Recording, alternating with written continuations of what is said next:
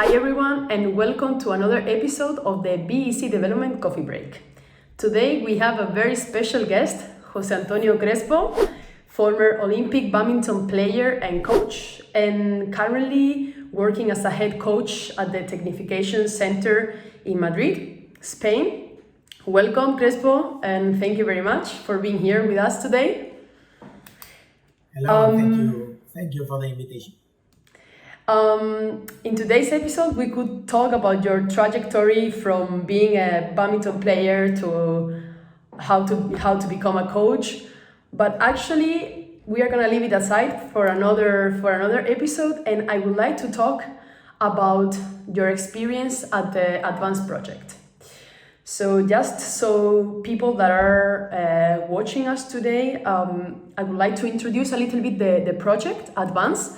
So Advance, it's a education program co-funded by the European Union.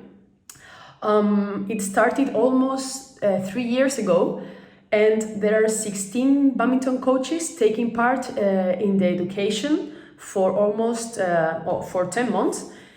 And when you meet face to face 4 times throughout this period, and also you have some online mentories with your mentees.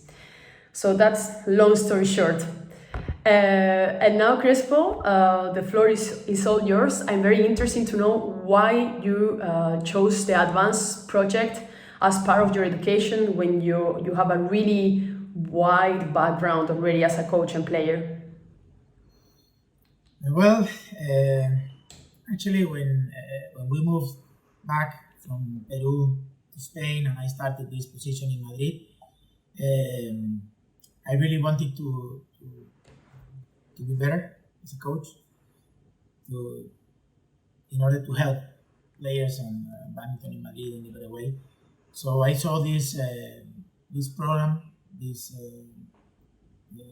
proposal from Badminton Europe, and I thought it was a very good idea to apply, because of course in the end you are always updating yourself in this job, right? So it was a good time in the personal position. My wife didn't work at the time, so I had time to join this 4 on face-to-face weeks, and so I applied, and actually I'm quite satisfied about the outcome. I'm sure we'll talk about this later. Yeah, sure. And because sometimes I get some comments, but what is the Advance? What is the content that is delivered? Is it like the coach level 1 or the coach level 3 or the level 2? So what has been the main content delivered throughout the whole education? I know Badminton Europe really wanted to improve, actually this is the main goal, the quality of the future top level coaches. And of course, BWF has its own education program, and Badminton Europe wanted to do something definitely related to it, but with some different aspects. And I think the main different thing is the practical, the on-court situations. It's not a theoretical course that you just go for a weekend, for a week, or whatever, and you get a lot of info, and then you need to do assignments online. It's way more than that. It's these 4 weeks, as you said, face to face with amazing coaches, tutors, and definitely amazing partners that I am now a friend of. But this on-court thing is what I think makes the difference. Yeah, I think that could be one of the added value, right? Like the fact of not being just very short and trying to put everything within 4 days has also given the possibility to dig deeper into certain topics, yeah, and get to know each other even better. And from your point of view, what has been your favorite topic and why? I think the contents that the Badminton Europe taught us in this course were quite okay. So I'm quite satisfied with the whole thing. I really like the last course, maybe because my background is high performance, and this is what I always have in mind, even though my actual role is not that. But the last course in Saarbrücken was a lot of high performance mindset, mentality, video analysis. And yeah, I think this is the things I like the most. I also think it was very, very interesting for all the coaches that in each of these 4 online face-to-face weeks, we treated an age group.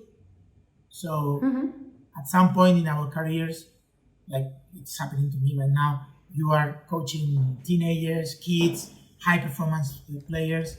So it is very good to know who you're talking to, how you need to talk to, and that's another of the main issues, the main topics I like about the course.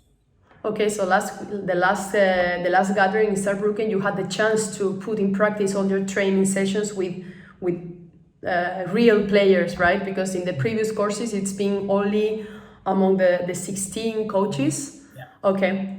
And you have mentioned that in this course, it's been mostly high performance oriented. So how has been the transition or the evolution? Have you started from age of the players, like from the youngest player to the oldest and higher level, or how has the transition been? Yeah, we actually was divided just like this. So the first one was the age 4 to 8, 9 to 13, if I'm not wrong, 16 to 20, and then this is the last. So within this age group, all the topics were involved, and of course, beside that, a lot of tactics, like the 5 disciplines were discussed and everything, but just related the age groups, so all the specific topics, and also the specific coaches and teachers, because it's not only about 4 to 8 age group. You need to be taught by someone who is an specialist in this age group, and this is the main thing I get from the course. I think it's been a very good work from in this way. And you have mentioned before, we have mentioned that there were also 15 more coaches together with you. How has your relationship been with them? What have you learned from them? What could be the takeaways that you can take from the participants? In the beginning, it's interesting because in the beginning when I applied, I didn't know what this was going to be about. I just knew that I wanted to be better and learn something different, and But of course, I kind of knew I was not going to be the youngest. And so oldie but goldie, Crespo, oldie but goldie. Yeah. I would say. So I was kind of, thinking about how this was going to be. But once we started the first week, I was totally right. I'm not the youngest, but I could really see these, young coaches. They are from all around Europe. So it's now I can call them my friends. It's been a really, really, really nice 10 months. But badminton-wise, I am happily, not surprised, but happily aware that Europe has a lot of good coaches in those so-called small countries.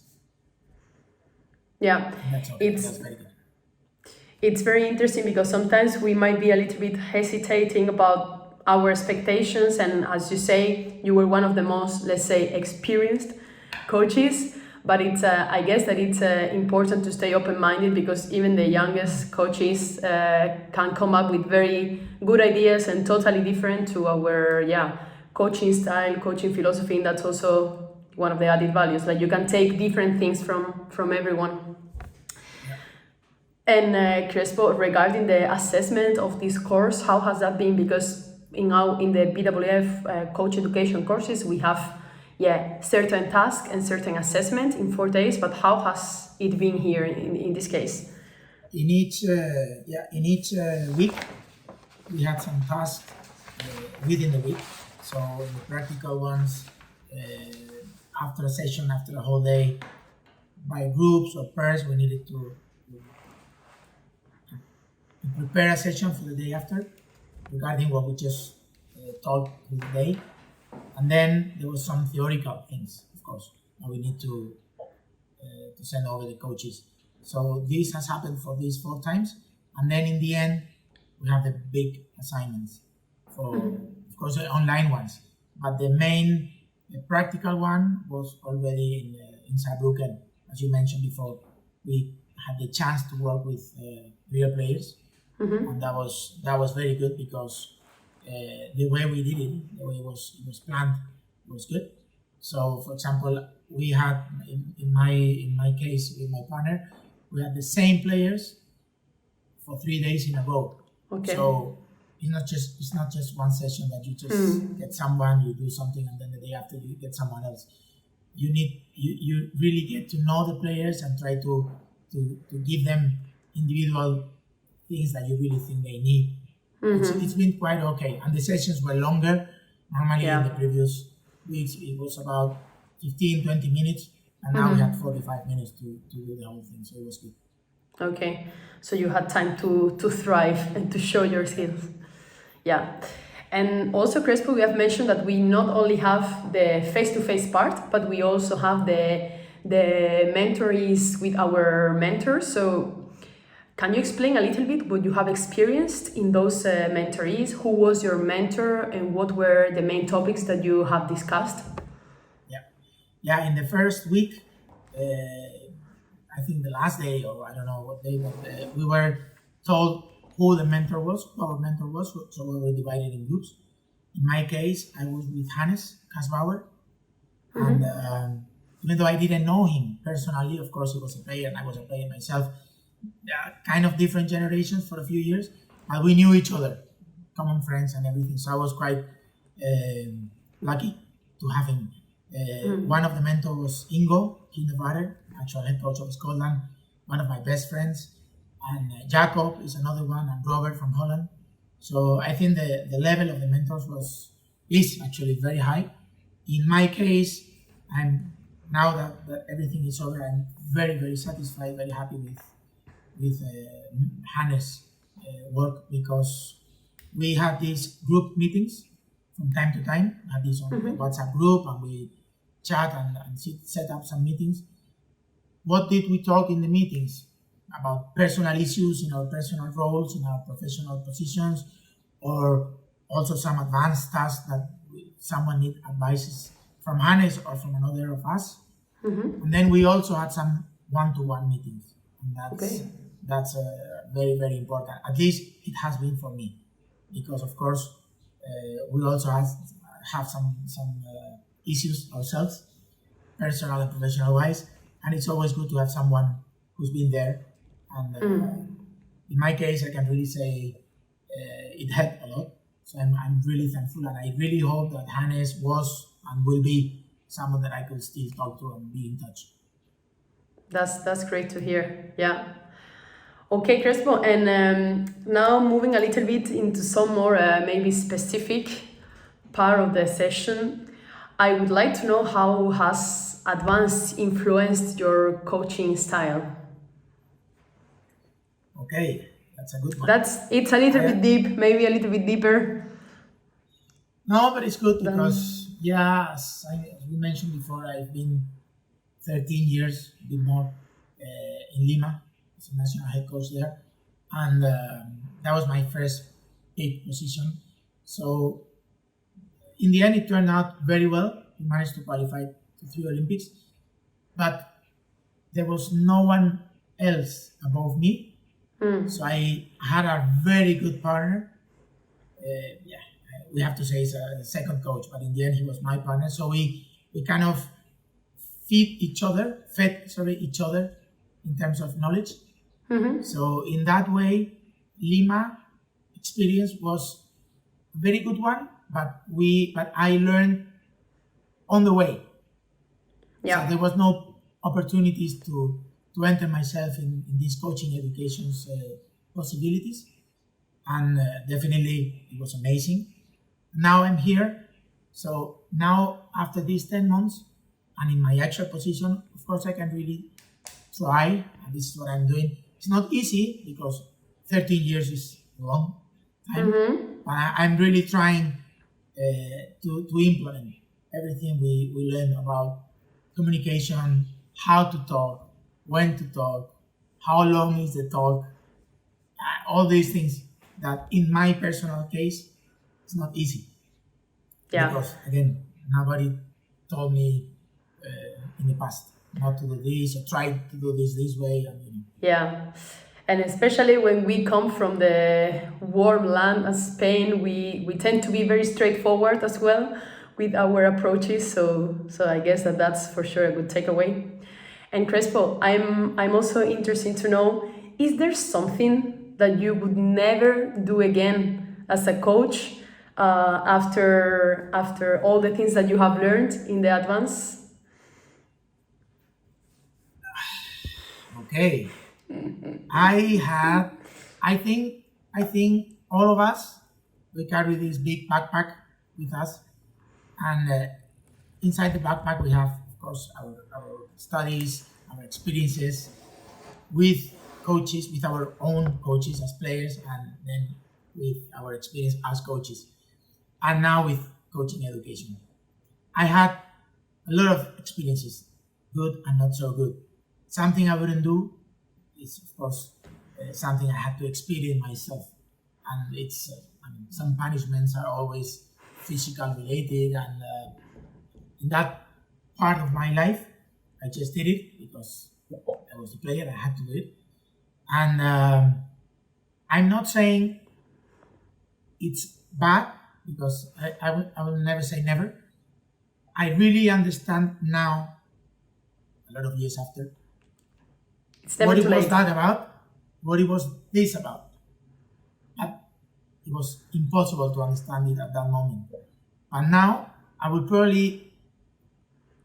probably use that, not in the same way, maybe explaining why but I will really try to pick up all the things we have in this backpack.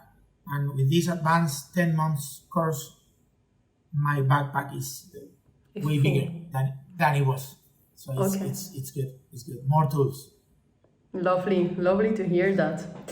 And Crespo, coming into the end of this episode, how do you think that this project can help the development of high performance in Europe from your point of view as a coach? I think it's a really, really good starting point. Something needed to be done, and of course it will be better in the advanced 2.0. But for me, the best thing has been that, again, as I said, these so-called small countries, normally these former players and maybe coaches will never be in, let's say, important positions amongst Europe in the coaching positions, and I really think these new friends coaches are totally ready for that. With this coaching education advanced program, I think it's a very good instrument for us to be there, and it's just a matter of time now, experience, and like they say, trial and mistakes. This is it. Now we have more tools, as I said, then work, then the outcome will tell you, the feedback will tell you if you are right, if you're wrong, what can you do better. But it's good that this goes on and on, because now it's 16, maybe next time it's 24, and more mentors, more people involved, and everything will be better in Europe. Yeah, it's great to hear your feedback as a coach, and I'm very glad that was how you experienced it, honestly, and I'm also looking forward to seeing how the advanced 2.0 will develop. Hopefully we will have some information soon coming up. And Crespo, what's next in your career as a coach? I've been told that there is a nice trip coming up soon to another continent. To the Far East. Exactly, yes, to the on beast. Friday. On Friday I am really pleased, actually, and grateful to Badminton Europe to pick me as one of the two coaches going to the world-class camp, junior camp in Malaysia, in Kuala Lumpur. Mm-hmm. So Anu Webstrom from Finland and myself, we are going, taking care of the medalist of the Europeans under 19 last year. So actually, these are the players of the future in Europe. And the goal of the camp, the goal of Badminton Europe, is for them to experience what they will be facing in the future, how they practice, how they live, why are they as good as they are, because it's not just because they're Asian, it's a cultural thing. And I think there is no other way to be close to them cultural-wise unless you go there. So Exactly. I'm really, really happy that I can be there for these 2 weeks, be part of the program, be part of the 15 days camp. So we will all learn a lot. Them as players, me as coach, me as taking care of the group, and joining all friends. Everything will be. I'm positive that it will be a success. I'm jealous from the distance, and I really hope that everyone stay tuned also to follow up on this nice experience that is not happening every day. So I really hope that we can have also some bites of information from your side, from the other side of the world. Definitely. Thank you very much, Crespo. Thank you very much for your time. And yeah, I just wanted to encourage everyone to keep following us, especially now in the summer. Just have a coffee, probably a nice one, iced coffee this time, and just stay tuned for our next BEC Development Coffee Break. Have a good summer, everyone. See you soon. Thank you. Thank you.